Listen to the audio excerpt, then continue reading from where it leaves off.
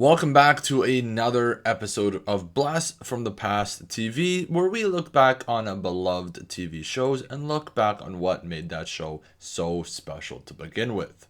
In this episode, we're taking a delightful trip down a memory lane to revisit a childhood classic. We are going to be taking a look at Seven Little Monsters. If you grew up in the early 2000s, you probably spent countless afternoons glued to the TV screen watching the antics of these lovable characters. So today we're going to dive into what made Seven Little Monsters such a classic and lovable show. But before we do that, guys, make sure to hit that like button down below and subscribe so you don't miss another episode of Blast from the Past TV. But with that out of the way, guys, let's get into it.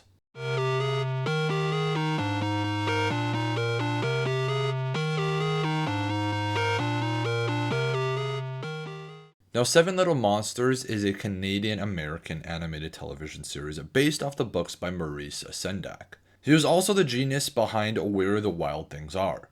Now, Mr. Sendak was actually involved in the show's production and thus had a more significant influence over the series' development. This normally does not happen in a cartoon adaptation for a kid's book, but thank God he was involved because the show was very, very well received.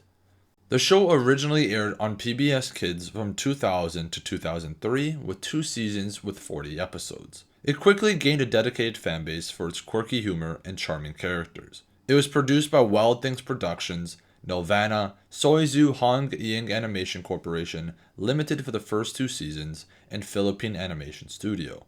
It was in association with Treehouse TV and PBS. Each episode was divided in 2 stories, both lasting 15 minutes each to make one 30-minute episode. A cool little fact about the theme song about the show, it was actually performed by hit Canadian rock band Bare Naked Ladies. Seven little monsters, seven little monsters, seven little monsters. 1, 2, 3, 4, 5, 6, 7, 7 little monsters. Hey! They're also known for performing the hit theme song on CBS's The Big Bang Theory. The show mainly focuses on 7 monsters, each named after a different number from 1 to 7.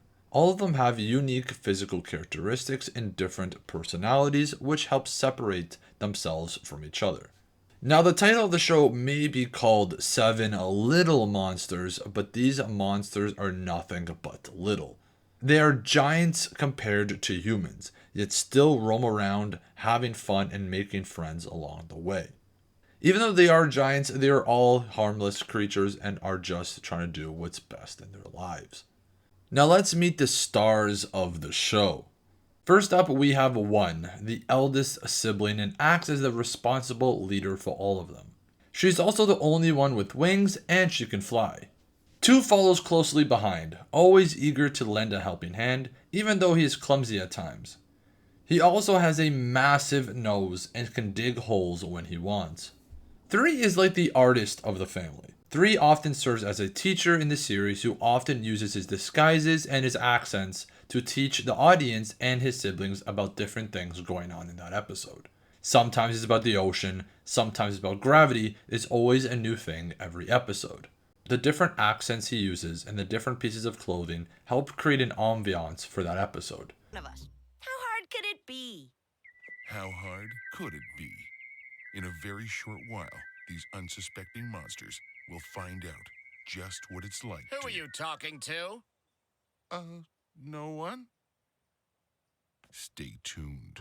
Surprisingly, there are only 2 episodes where he actually acts like himself.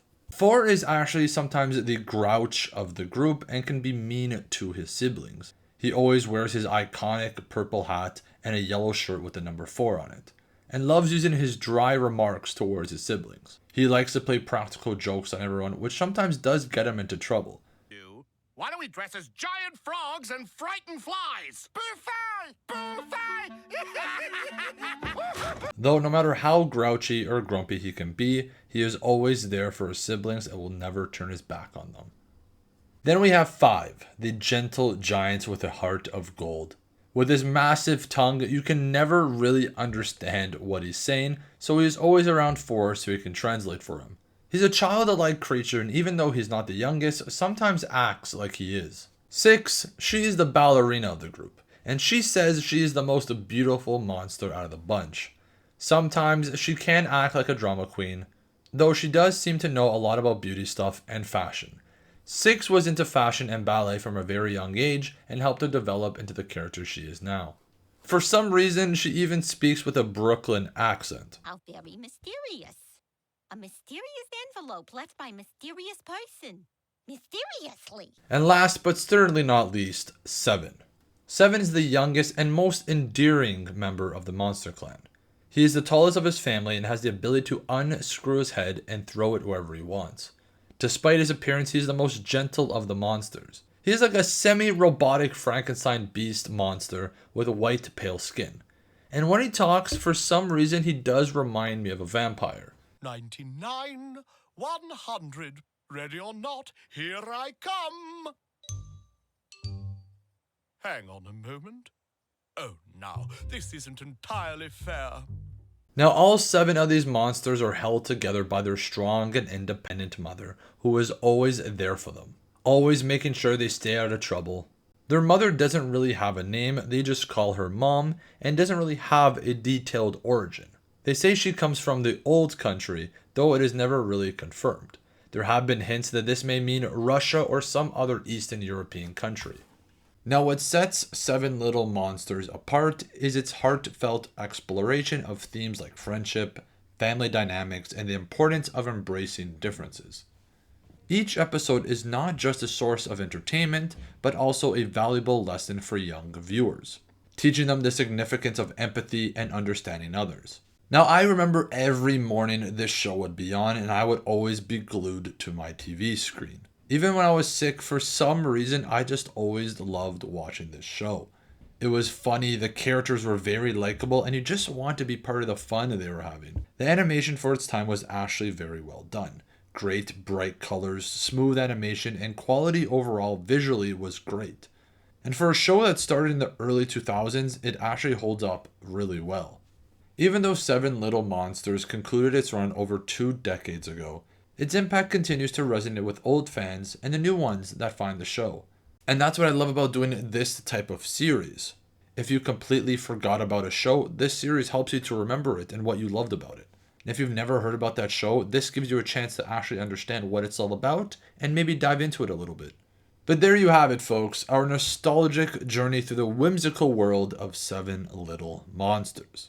Whether you're revisiting cherished memories or discovering the show for the very first time, one thing is for sure. The magic of these 7 siblings will continue to captivate audiences for generations to come. Hopefully you guys enjoyed this episode of Blast from the Past TV. Thank you so much for watching and hope to see you on the next one. Make sure to like, subscribe, and join the Discord to keep intact with everything going on my channels. Hope to see you guys in the next video.